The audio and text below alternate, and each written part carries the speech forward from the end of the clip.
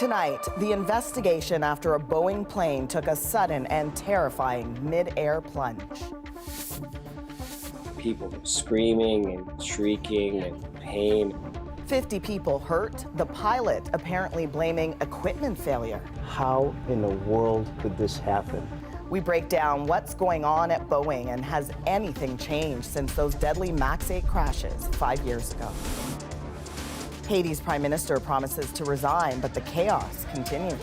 Everybody's being hiding in their place, in their home. We're waiting to see what's going to happen. Special counsel grilled. Politics played no part whatsoever. The man who declined to charge the president defends his decision, and neither side is happy. From CBC News, this is The National with Asha Tomlinson. Thank you for joining us tonight. Adrian is on assignment. Boeing is once again under scrutiny after yet another dangerous incident on one of its planes. This one injured dozens. Those wounds, the result of a Boeing Dreamliner suddenly losing altitude, launching passengers from their seats. Some so forcefully they damaged the cabin. Just weeks ago, a door panel flew off of Boeing after takeoff.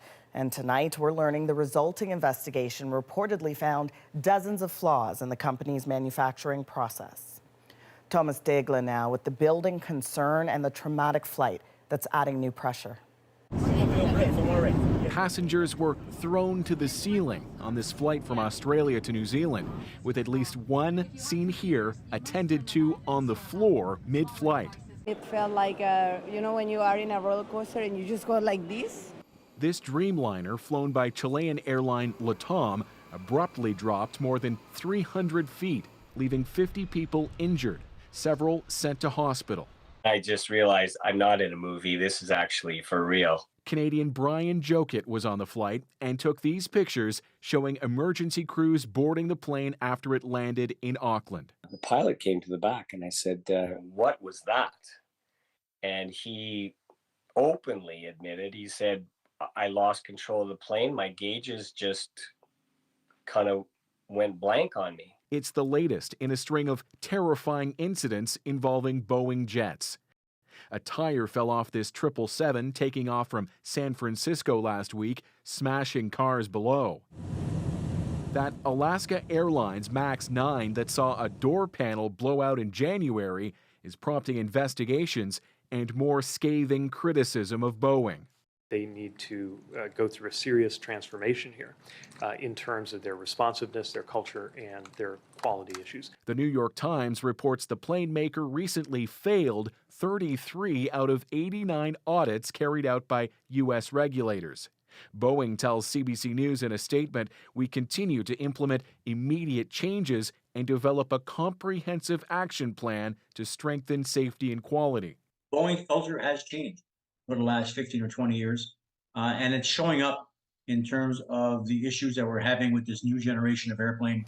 Airlines, including WestJet, are awaiting their new MAX planes, but the company is slowing production as the FAA demands a plan from Boeing by this spring to address concerns over quality and safety. So, Thomas, you mentioned slower production, but how slow are we talking about here? Look at it this way. On a monthly basis, Boeing is making fewer than half as many MAX jets as it would want to. And for its clients, this is a big deal. Southwest Airlines, largest domestic carrier in the U.S., it's looking at cutting its flight schedule later this year. United Airlines considering taking its business elsewhere to Airbus. And here in Canada, it's not at all clear whether WestJet is going to receive the 22 new MAX planes that it intended to by the end of next year. Wow. Thomas, thank you. You're welcome. A retired Boeing employee turned whistleblower has been found dead of an apparent suicide. John Barnett was a quality control inspector at Boeing for 32 years. After his departure in 2017, he filed a complaint about the company with federal regulators in the U.S. and spoke publicly about what he called catastrophic safety concerns. Boeing has denied those accusations. Officials say Barnett died of a self-inflicted gunshot wound. He was 62 years old. It's been 5 years since Boeing's safety failures put it under scrutiny with 2 deadly crashes of the MAX 8. We look at what's changed. That's a bit later on The Breakdown. After days of violence and chaos, Haiti's prime minister has agreed to step down when a new leader is found. But as Sasha Petrusik shows us, with gang leaders vying for control, it's not clear who will take over or how. Streets calmed and Haitians applauded the resignation of Prime Minister Ariel Henry. I can't say he did much for us, she says, except let things get out of hand. Under his watch, violence exploded and poverty spread. Gang power grew so much that Henry himself didn't dare return to Haiti, quitting on video from Puerto Rico. I'm asking Haitians to do whatever you can so peace and stability returns, he says, vowing to leave once a transitional council is formed to look for a new prime minister. But while many demanded his resignation, people are as scared as ever. Everybody's been hiding in their place, in their home. All the schools are out. For now, we're waiting to see what's going to happen. Gang leader Jimmy Cherizier, known as Barbecue, ominously promises more violence. We are in a bloody revolution, he says. We must destroy the wicked system. Foreign powers who've been propping up Haiti now hope for a quick transition. We expect that the members of the Transitional Council will be appointed in the next 24 to 48 hours, and then they will take the step to appoint an interim prime minister in the near future. After that, Washington, Ottawa, and others expect their financial support to bring an international force that will restore calm. But the only country actually willing to send police is Kenya. And that's on hold until Haiti sorts out who's in charge.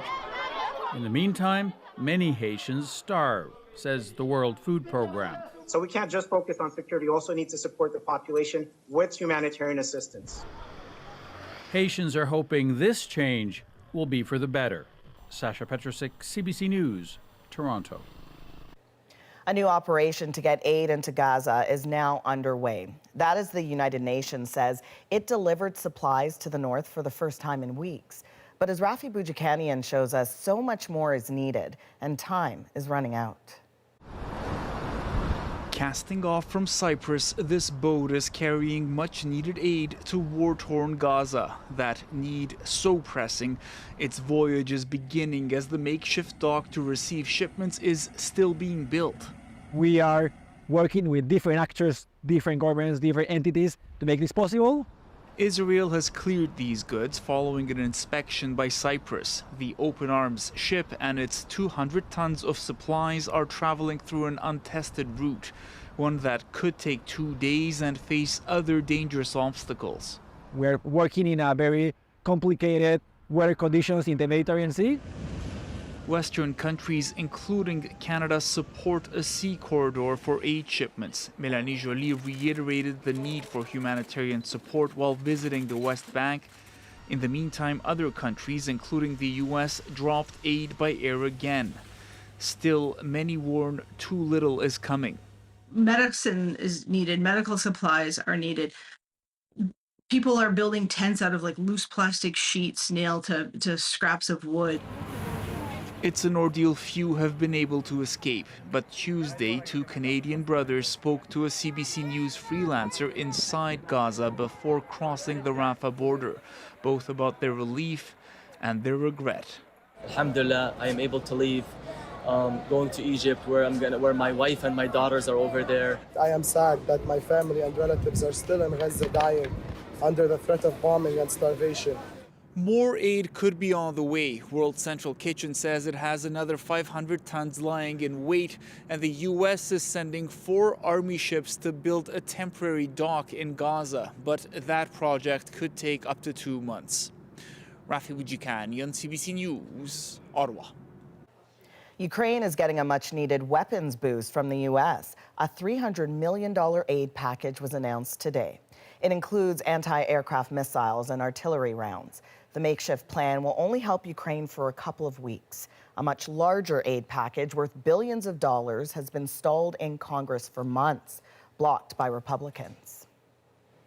A high-profile special counsel is defending his explosive report that cleared Joe Biden of wrongdoing in his handling of classified documents. As Katie Simpson explains, his findings are under fire from Democrats and Republicans. Special counsel Robert Hur is easily one of Washington's more polarizing figures. So it came as little surprise. His highly anticipated Capitol Hill hearing turned into a combative, partisan spectacle, with Democrats and Republicans drawing wildly different conclusions. The Hur report represents the complete and total exoneration of President Biden. Joe Biden broke the law, but because he's a forgetful old man who would appear sympathetic to a jury, Mr. Hur chose not to bring charges. Hur defended his decision to not charge Joe Biden, despite his report finding evidence that he knowingly and willingly retained classified documents. As I said, the report is not an exoneration. That word does not appear in my report. Hur stood by his justification, saying prosecutors would likely lose a jury trial since Biden comes off as a sympathetic old man with a poor memory. My assessment in the report about the relevance of the president's memory was necessary and accurate and fair. Democrats accused Hur of painting Biden as a senile old man to help Republicans in the election. But you chose a general pejorative reference to the president. You understood when you made that decision, didn't you, Mr. Hur, that you would ignite a political firestorm with that language, didn't you? Congressman, politics played no part whatsoever. Republicans also cried foul, saying Donald Trump should have been treated the same way for his handling of classified documents, despite significant differences in the cases. They called charges against Trump unfair. But the fact that the only person being prosecuted for this offense happens to be the president's political opponent makes this an unprecedented assault on our democracy. Lawmakers delivered performances that will play well on social media with their respective voting bases, which is largely how this hearing will be remembered. Katie Simpson, CBC News, Washington. Atlantic Canada's largest newspaper company is filing for creditor protection as it grapples with tens of millions of dollars of debt. Kayla Hounsel looks at what it could mean for local news. For Bill Niven, this is a ritual as old as time. I bought this house 27 years ago, and I subscribed to the hard copy of the newspaper the next day, so it's been 27 years. The paper itself, the Chronicle Herald, dates back 200 years, the oldest independent newspaper in Canada. But this is not just about that one paper. In 2017, its owners went on a shopping spree, buying up almost all of the newspapers in Nova Scotia, Newfoundland, and Prince Edward Island, creating the SaltWire network. Now, the private equity fund that financed those acquisitions says SaltWire owes it more than $32 million and is trying to dissolve the company, putting the future of those papers at risk. The newspaper, there's something behind it. There are people who went to journalism school, who've studied what news is all about. And they refer to themselves as a cohort, or you refer to them as a cohort? I think, yeah. At this journalism school, the professor says everyone should be concerned about the trouble at SaltWire. No one else is going to those town council meetings. No one else is reporting on Jane's figure skating gold medal. So to lose that would be devastating. In court documents, the lender says it has lost faith in senior management who have mismanaged the business, used employee pension funds for operations, and failed to pay $7 million in taxes. SaltWire points to the unprecedented challenges facing the media industry and says it's filing for creditor protection to ensure the company's future. As much as a union-employer dynamic can be adversarial, we all are on the same side trying to keep the business going, keep our jobs. SaltWire has 400 employees and another 800 contractors who deliver the papers. When I open that thing, I know that people all over town, all over the province probably, are reading the same paper, the same articles, and that gives me, it's like an automatic sense of community. For now, the company says, whether to mailboxes or inboxes, the papers will still arrive. Kayla Hounsel, CBC News, Halifax. A Canadian curling champion says she's fighting to clear her name after failing a doping test. The World Curling Federation provisionally suspended 32-year-old Brianne Harris after she tested positive for trace amounts of Ligandrol earlier this year. Harris told CBC News she's shocked and devastated and is appealing the decision to the Court of Arbitration for Sport. Harris's team believes she was unknowingly exposed to the substance through bodily contact. It is only March, but already provinces are preparing for fire season. It's already started out west, where dozens of fires are burning in BC and Alberta. Alison Northcott starts in Quebec, where memories of last year's record-breaking season are still fresh. When wildfires surrounded the Cree First Nation of Waswanipi last summer, residents had to leave their homes twice. It was the first time that we had to evacuate for a forest fire in many, many years. Now, after a drier than usual winter in Quebec, the community is preparing in case that happens again. We know what to do now, unfortunately. That's the sad thing. We do know what to do. We do know how to evacuate the most vulnerable populations of our community. Last year, Canada's wildfire season had the largest and most intense fires yet. Record-breaking is almost a euphemism. I mean, it was, it really shattered past records. So it's, we've learned a lot. And fire prevention agencies are concerned about what this year could bring. In Alberta and BC, some fires from last year were never fully extinguished, and there are already new ones burning. We didn't have the precipitation that we would normally see over the winter, so we're already at 100 times the amount of area burned this year than we would normally see. Alberta is bringing in firefighting staff early. Quebec is too. Its fire prevention agency issued a fire risk rating for southern Quebec last week, earlier than ever before, amid quickly disappearing snow. A few hours of sunshine, and if you had some winds to it, it's going to get dry very quickly. So it's going to become very, very easy to start a fire. He says fire risk over the coming months depends a lot on how much precipitation there is this spring. But Alberta Wildfire says even if they get rain, it might not be enough to help.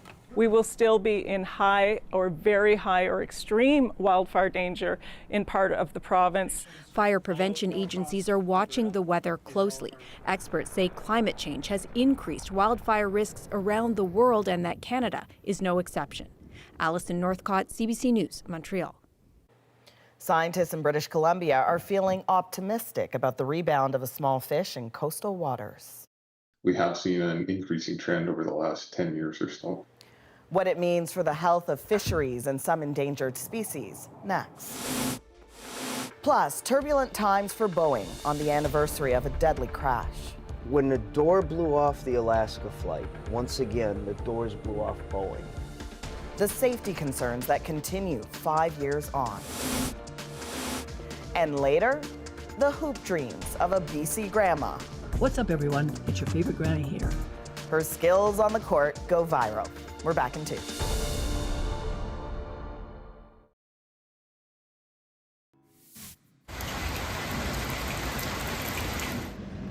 Streets turned to rivers early this morning in parts of Buenos Aires as intense storms caused flash floods. In some areas, residents waded through waist-high water, pushing submerged cars to higher ground. More heavy rain is in the forecast for the next couple of days. Off BC's coast, there are signs that efforts to protect a crucial fish population may be working. Herring stocks appear to be rebounding in some areas. As Yvette Bren shows us, the upward trend is giving hope to fishers and scientists. Taylor Forbes wrestles a hose, fills tubs with ice to pack fish. You always hope it's going to be a good year. In his 6 decades of fishing, Forbes' grandfather Billy has watched herring returns dwindle due to overfishing, pollution, and habitat changes.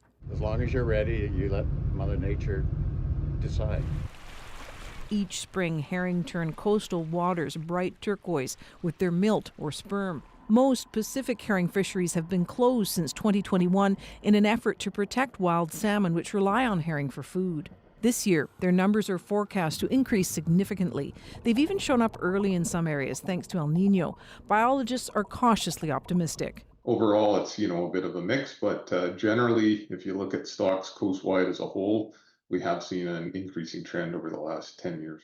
Scientists are examining what exactly has helped the species. It's early days for this kind of work, but I have to say the indications are extraordinary because it means, if you've got herring, you've got everything.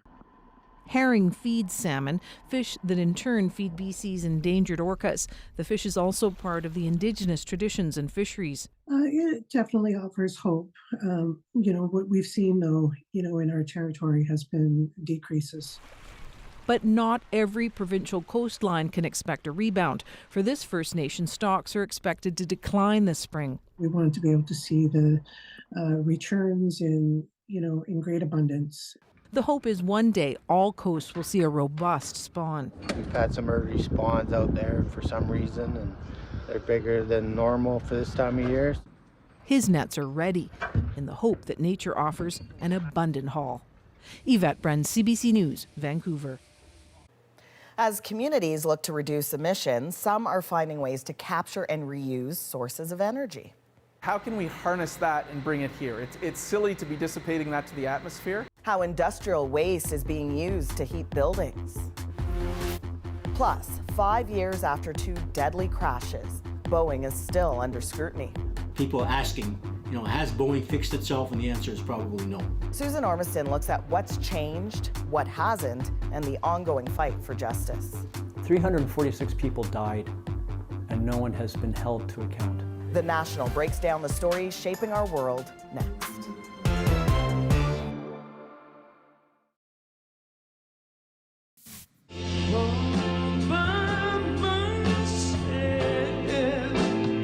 That's All by Myself by Cleveland-born musician Eric Carmen, who died over the weekend at the age of 74. That beloved ballad covered by countless artists like Celine Dion.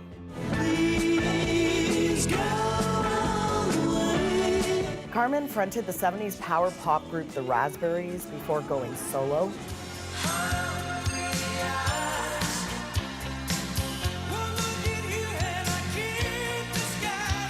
He had 3 top 10 hits, including Hungry Eyes from the Dirty Dancing soundtrack. In a statement, his wife said it brought him great joy to know his music touched so many people. In the Ottawa area, there's a creative new solution to cut emissions, reusing wastewater from a paper plant to heat homes. Emily Chung shows us how it works. Winters are cold in our national capital, and for one developer, the steam from this plant is precious heat being thrown away. How can we harness that and bring it here? It's silly to be dissipating that to the atmosphere and burning gas or something to make heat. The plant burns natural gas to heat water, to make paper for tissues and paper towels. We are constantly seeking for opportunities to reduce our energy consumption and reuse the energy from our process. So when ZB knocked at our door, this was perfectly in line. Just behind him is the tank where it all begins. Heat from the wastewater is extracted in this shed. And then we collect it and bring it back here to the plant and redistribute it to the buildings, that it's capable of delivering enough heat for 4 million square feet. It's all nearby. Hot water from Kruger goes to ZB, then that's piped to nearby buildings in Ottawa and Gatineau, including this apartment. The system is very responsive and very quiet. And in terms of cost, I'm paying about the same cost for heating and cooling than I was paying for at my old apartment. He loves the idea of using waste heat, and also because it's using local resources. There's all kinds of energy available in a community. There's waste heat from industry, heat coming off big data centers. There's even warm water in our sewage. Sewage is a plentiful resource to tap into, and underground here in Toronto, one company wants to heat an entire hospital with it. We're tapping into the sewer. We're going to be turning on these heat pumps, and this will save the hospital money. Right now, we've got it projected at about $685,000 a year. Back in Gatineau, ZB has plans to expand.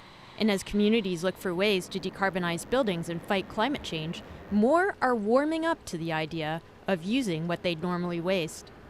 Emily Chung, CBC News, Toronto. Now it's time to dig deeper into the stories shaping our world. Aviation giant Boeing suffers hit after hit to its safety record. When the door blew off the Alaska flight, once again, the doors blew off Boeing. It's been 5 years since a crash in Ethiopia killed everyone on board. It's like this all over the world. The entire fleet is grounded. We trace the company's long struggle to salvage its reputation. We are sorry. This is The Breakdown. Now, Susan Ormiston guides us through Boeing's bumpy ride and asks the question, after 5 years, is flying those planes any safer?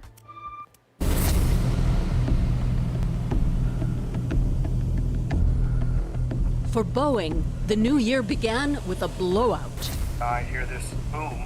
I look to my left, and part of the plane is gone. At 16,000 feet, a door panel on Alaska Airlines Flight 1282 disappeared, leaving a gaping hole. Twilight in Alaska, or Seattle, Alaska. 1282, we just depressurized. We're declaring emergency. We need to descend down to 10,000. Looking at the flight attendants' faces, it was clear to me this wasn't going to go well. The 737 MAX 9 depressurized.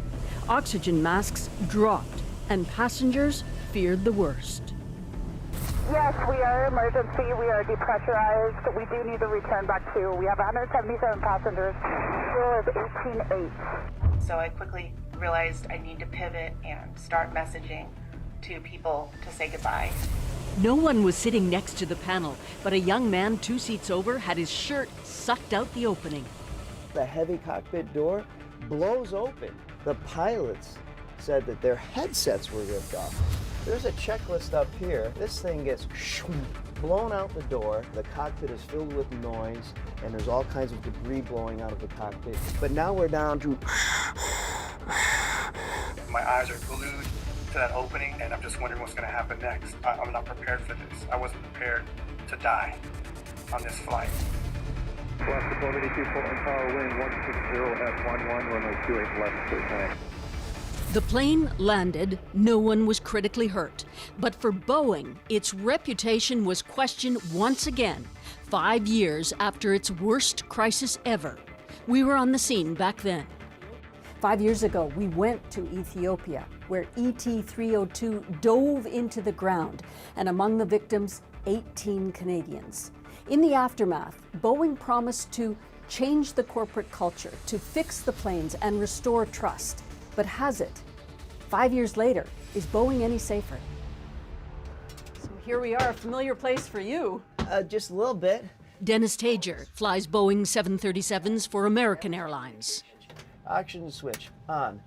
In a simulator, he shows us how the Alaskan Airlines pilots may have reacted. You don't know what happened. Did someone have a bomb back there? Did the piece that blew off the airplane hit another part of the airplane? This is happening in seconds. And had the plane been higher, at cruising altitude, the situation would have been far worse. When that door blows open, we're not talking about shirts just being ripped off from just near the door.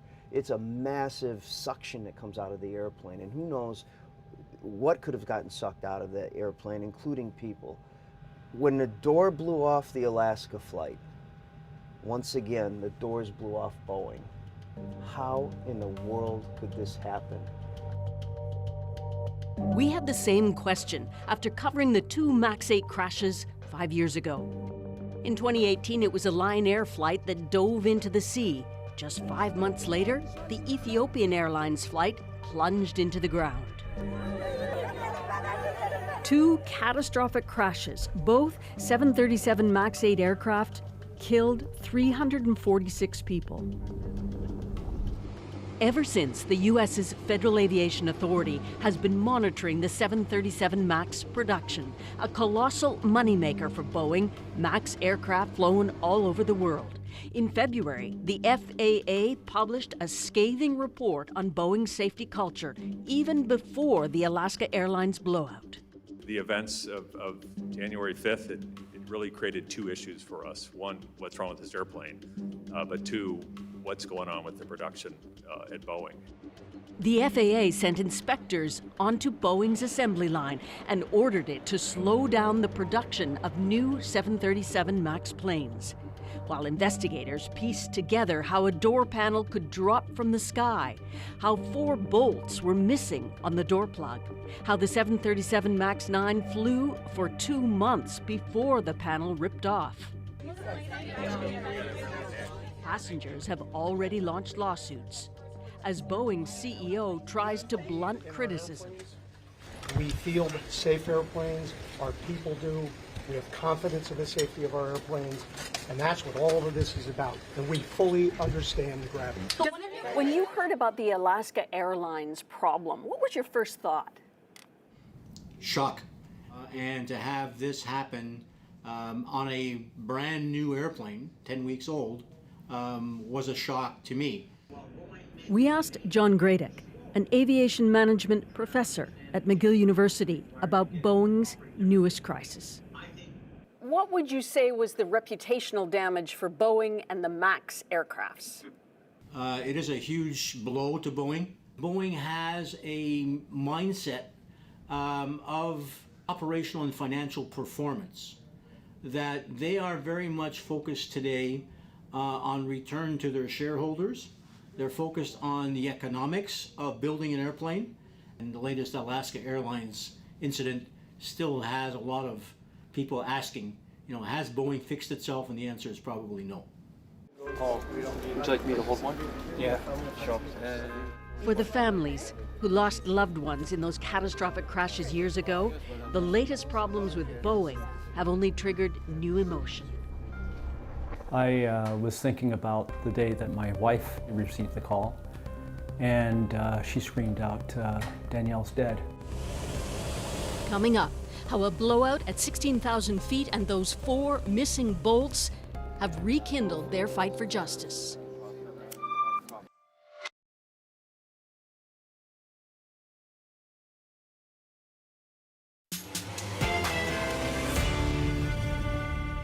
Adding up the human cost of Boeing's safety failures. 346 people died, and no one has been held to account. There have been lawsuits and heavy scrutiny by regulators. Would I get on a MAX airplane today? We ask what has really changed. Once again, here's Susan Ormiston to get the answers and to add up the price Boeing has paid. Ever since Boeing's 2 catastrophic crashes, the airline giant has been under intense scrutiny, with a lot to fix, not the least of all, its reputation. So there were no survivors. Ethiopian Air Flight 302 took off from Addis Ababa on March 10, 2019, and crashed 6 minutes later. Among the Canadian passengers headed to Kenya was Paul Njoroge's family, his wife, his kids, and his mother-in-law. All died. I booked the flights for them. They must have cried out there, Daddy. So it breaks my heart. The pilots had struggled to control the plane, which climbed and pitched under a new software system called MCAS before diving into the ground. Ultimately, the MAX 8 aircraft were grounded for well over a year. Since it's like this all over the world, the entire fleet is grounded and no date set. Chris Moore's daughter, Danielle, died on that Ethiopian Airlines flight. She was 24 years old, from Scarborough, Ontario, headed to Kenya for an environmental conference. Cradle me, I'll cradle you, I'll win your heart with a woo. We lost a beautiful person 5 years ago. His grief and anger was triggered again with the Alaska Airlines blowout. Yeah, I was thinking about the day that my wife received the call, and she screamed out, "Danielle's dead." Guilty. I feel guilty. 5 years ago, we spoke with Chris and his wife Clarisse after Danielle died. Every morning, every night is always a struggle. And as what Chris said, it's the new norm, but I don't like the new norm. I want my old norm. Yeah. Since then, almost daily, Chris has been researching Boeing and aviation safety. what is that 6 minutes? This is part of my new life now, this tragedy, this grief. And I need to engage myself in bringing about some justice and ensuring that the aviation industry can take a more positive approach in treating people with dignity and ensuring their safety. The individuals, the flyers, have been ignored through this whole process. It's all about the money. From 2019 to now, he's been pursuing justice for his daughter's death. Part of a group of families that's dogged Boeing in court and on Capitol Hill in Washington. Trying to make as much money as possible. He and Clarice watched as Boeing's former CEO, Dennis Muhlenberg, testified before a congressional committee, promising to improve safety then. On behalf of myself and the Boeing Company, we are sorry, deeply and truly sorry. Cold comfort for the families who'd lost so much. Boeing finally admitted it installed the MCAS control system on the MAX 8 without training pilots and without revealing it to them or the FAA, the Federal Aviation Authority. At the time, the Department of Justice said Boeing's employees chose the path of profit over candor by concealing material information from the FAA. In 2021, Boeing agreed to pay a $2.5 billion fraud settlement, with $500 million going to the families. Boeing avoided a criminal charge by striking an agreement with the Department of Justice to defer prosecution if it could maintain safety compliance for 3 years. The door plug on Alaska Airlines blew out 2 days before that agreement expired. The Justice Department now must decide, in light of the Alaska Airlines incident, what it will do. How are you? Hey, everyone. 9 families are still pressing for criminal charges. They meet virtually nearly every week. Nobody is happy with the way Boeing has been handled with kid gloves throughout this tragedy. We are still reeling from the grief, from that crash. Boeing did agree to pay money to the families and to other entities. Why isn't that enough? Money is the last thing on my mind in terms of justice. Justice is about holding somebody accountable. 346 people died and no one has been held to account. We, the Boeing Company, are under a tremendous amount of scrutiny, and what I will say is... Following the Alaska Airline blowout, Boeing's 737 program took a day-long break to focus on quality. The most powerful tool we have is our people. A month later, Ed Clark, the 737 executive, was ousted from Boeing. But the damage to the company is adding up, says the pilot, Dennis Tager, who also speaks on behalf of the American Airlines Pilots Union. Yeah, we've got a problem here. When Boeing management takes an amazing company, which was built on engineering and a moral and principled obligation to keep people safe no matter what, was replaced by managers who were studying the spreadsheet, bad things happen. You still fly Boeing? Yes, I do. You fly the MAX? I do. Just flew it last week. No concerns about safety? When I fly the MAX, my alert status is on high. It just is. Would I get on a MAX airplane today? The answer is yes. I would get on a MAX airplane because I know it's gone through the looking glass, it's gone through the microscope. But it's cost deeply. 346 lives lost, and Boeing now under new scrutiny. Chris, do you think that Boeing is any safer today than 5 years ago? I think they're slightly safer, because they have the Department of Justice looking over their shoulder. Do you still fly? Nope, don't fly at all. Not at all? No, I've basically taken myself out of that. I will not support the industry that way. Hey, pumpkin. The memories of Danielle, too fresh. He refuses to back down. He's simply lost too much. So, Susan, what's next for the Boeing and the MAX airplanes? Well, Boeing has fewer than 90 days to convince the FAA it can deal with these quality control issues, but it's proving to be a huge challenge.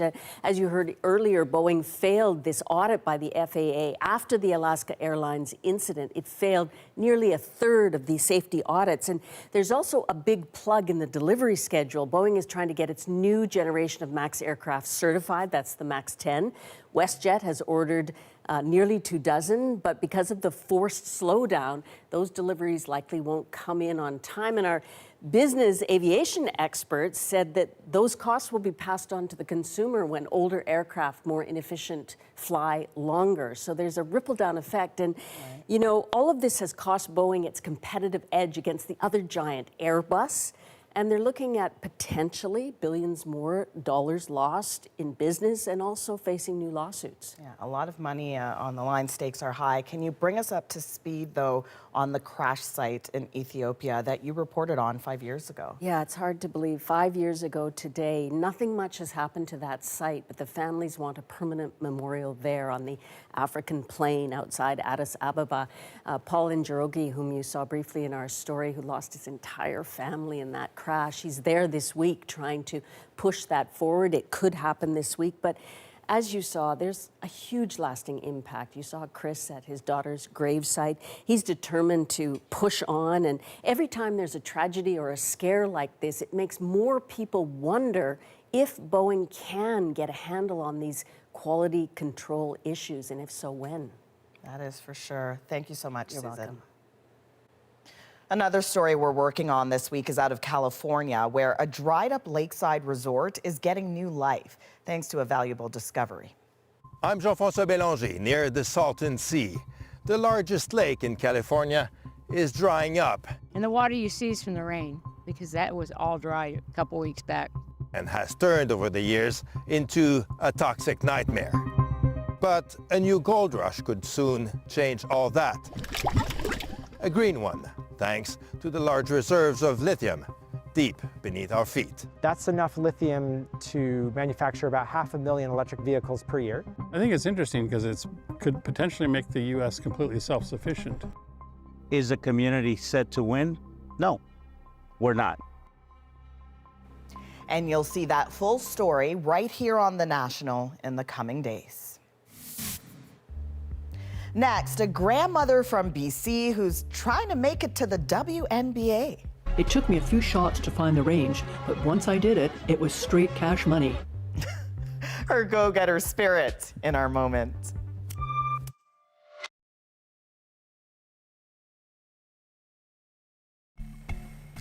That's something you don't see often, right? 84-year-old Shirley Simpson has her game face on as she prepares to take a shot.